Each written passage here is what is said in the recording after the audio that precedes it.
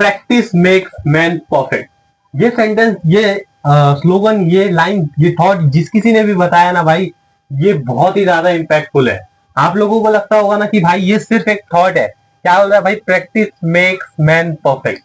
आप लोग को लगता है कि एक थॉट है, एक लाइन है, एक सेंटेंस है, लेकिन अगर आप लोग इसके डेप्थ में जाओगे ना, आप लोगों को पता चलेगा कि पावर ऑफ प्रैक्टिस क्या है। कि इस प्रैक्टिस, जो ये वर्ड है ना, ये जो प्रैक्टिस एक वर्ड है भाई, इसका पावर कितना ज्यादा है ना, वो आप लोग को तब पता चलेगा जब आप इसकी डेप्थ में जाओगे। तो आज का टॉपिक हमारा यही रहने वाला है कि भाई ये प्रैक्टिस हमारे एग्जाम पॉइंट ऑफ व्यू से कितना ज्यादा इंपॉर्टेंट रखने वाला है। सबसे पहली बात है ना, अगर आप लोगों को ये चीज नहीं पता है ना, तो प्रैक्टिस है ना, अपने को बताओ आपका ना कितना सिलेबस हुआ है ना, कितना अगर आपका सिलेबस हुआ है ना, ये कभी भी मैटर नहीं करता है। आप लोगों को पता है, ऐसा कोई बच्चा नहीं होगा, मैं बोल रहा हूं कि पूरे बोर्ड में, पूरा महाराष्ट्र में अगर मैं काउंट करने भी जाऊंगा ना, तो ऐसा कोई बच्चा नहीं होगा जिसका पूरा सिलेबस कंप्लीट हो गया हो। अब आप लोग शॉक हो गए थोड़ा सा, इसलिए कि आप बोलोगे सर फिर वो बच्चे कैसे 95% लाते हैं और हम क्यों 65 67% या 67 या क्या बोलते हैं 70% 80% के बीच में रह जाते हैं, वो कैसे 90 या वो चले जाते हैं। उसका रीजन बताओ भाई, रिवीजन, प्रैक्टिस।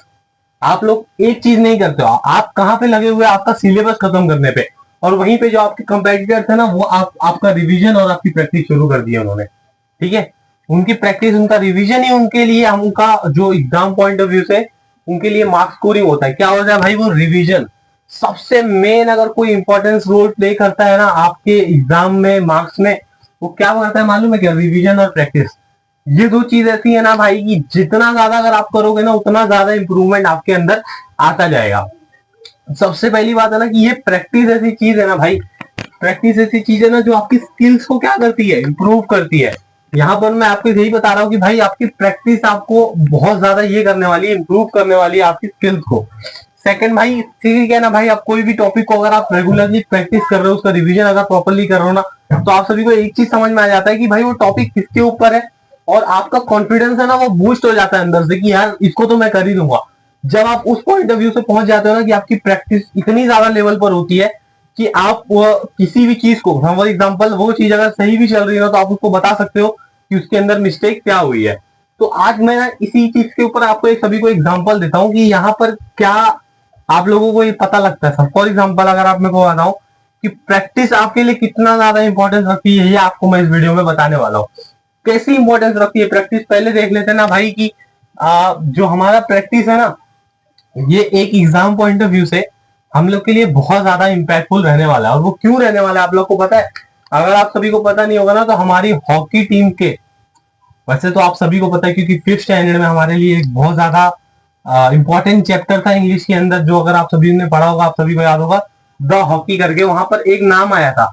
अगर वो नाम आप रिमेम्बर कर सकते हो तो जल्द लीजिए, उसको कमेंट बॉक्स में लिख दो, वरना आपको आगे बता रहा हूं भाई कि वहां पर जो एक नाम आया था ना, मेजर ध्यानचंद, ये किसके एग्जाम्पल है भाई, प्रैक्टिस के। मेजर ध्यानचंद किसके एग्जाम्पल है, एक प्रैक्टिस, एक प्रॉपर प्रैक्टिस आपको किस लेवल तक का कॉन्फिडेंस दे सकती है, आपकी स्किल को किस लेवल तक बूस्ट कर सकती है, ये एक उसके परफेक्ट एग्जाम्पल है। अब आप पूछोगे कैसे, मैं आप सभी को बताऊं कि एक ऐसे रेगुलर मैच चल रहा था, ठीक है। जब वो मैच चल रहा था ना, तो वहां पर मेजर ध्यानचंद अपनी टीम के साथ क्या कर रहे थे, प्ले कर रहे थे भाई, वहां पर खेल रहे थे। उस मैच के अंदर ना क्या होता है पता है, कि मेजर ध्यानचंद है ना, वो हॉकी को, उस जो बॉल होती थी, वो बॉल साथ में ले लेके चल रहे थे। मतलब क्या, और सारे प्लेयर्स वहां पर भाग रहे हैं, लेकिन मेजर ध्यानचंद के पास जो वो बॉल है ना, उसको छीन नहीं पा रहे। बोलते भाई जितनी बार ये आगे पीछे जा रहा है, इसके साथ वो बॉल चिपकी गए थे। तो वहां पर ना बीच मैदान पर वो मैच रोक दिया गया। उसके बाद फिर मेजर ध्यानचंद की जो हॉकी स्टिक थी ना, उन्होंने बोला भाई स्टिक के अंदर कुछ है, ट्रिक्स है, ये बॉल इसके साथ चिपक कैसे रही है यार, यही रीजन समझ में नहीं आ रहा है। जब उन्होंने ये चीज थिंक की ना, तो उन्होंने क्या किया, वहां बीच मैदान पर ही उनकी हॉकी को तोड़ा गया, और उसको तोड़ने के बाद उसके अंदर क्या निकला पता है क्या, प्रैक्टिस। क्या निकला, प्रैक्टिस। भाई वहां पर लोगों को लगा कि उसके अंदर मैग्नेट है, बॉल उससे चिपक रही है, ऐसा कुछ था नहीं। वहां पर उनकी क्या थी, वो प्रैक्टिस थी। और बात, स्टोरी सिर्फ यही समाप्त नहीं होती थी भाई, यही खत्म नहीं होती है। बात है 1936 के ओलंपिक में, 1936 अगस्त जो ओलंपिक मैच चल रहा था जर्मनी के अगेंस्ट, मेजर ध्यानचंद अपनी टीम के साथ खेल रहे थे, और हाफ टाइम जब तक हुआ, हाफ टाइम तक मेजर ध्यानचंद से एक भी गोल नहीं हुआ था। मेजर ध्यानचंद से एक भी गोल नहीं हुआ था। उनके टीम पार्टनर्स आके बोले, अरे भाई ध्यानचंद तू क्या कर रहा है, अगर ऐसा खेलते रहेगा तो फिर हम लोग हार जाएंगे। तो उसने क्या बोला पता है? बोला भाई मैच रुकवा दो। सोचो कॉन्फिडेंस देखो बंदे का। बोलता है भाई मैच रुकवा दो, रेफरी को बुलाकर लेके आओ, गोल्स में कुछ प्रॉब्लम है।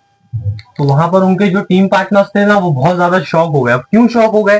क्योंकि भाई ओलंपिक जैसा, उन्होंने बोला भाई देखो पता है तू कहाँ खेल रहा है, ये ओलंपिक का स्टेज, मतलब ओलंपिक जैसा बड़ा स्टेज है। यहाँ पर तेरा गली का मैच या तेरे स्टेट का मैच या तेरे नेशनल टाइम का मैच नहीं चल रहा है। यहाँ पर एक ओलंपिक बहुत बड़ा स्टेज होता है, वहां तक पहुंचना ही भली बहुत बड़ी बात है। पर वहां उस स्टेज पे पहुंचने के बाद भी उनका कॉन्फिडेंस इस लेवल तक का था कि उन्होंने बोल दिया भाई कि मैच यहीं रुकवा दे, क्योंकि यहाँ पर गोल्फ में प्रॉब्लम है। अब भाई मेजर ध्यानचंद इतना बड़ा नाम था, तो वहां पर उस मैच को वहां रुकवाया गया। उसके बाद वहां से रेफरी आए, मेजर वगैरह का टेप लेकर आए और गोल्फ को नाचा। तो गोल्फ को जब नापा तो वहां पर 2 मीटर जो गोल्फ था वो छोटा था। अब आप सोचो कि यहाँ पर मेजर ध्यानचंद की प्रैक्टिस कितने लेवल तक की थी कि उनका कॉन्फिडेंस वहां पर भी नहीं हिला, जहां पर लोग पहुंचने के बाद तो ऐसा लगता है कि यार मैं बहुत बड़े लेवल पर हूं, यहां पर गलती कैसे हो सकती है।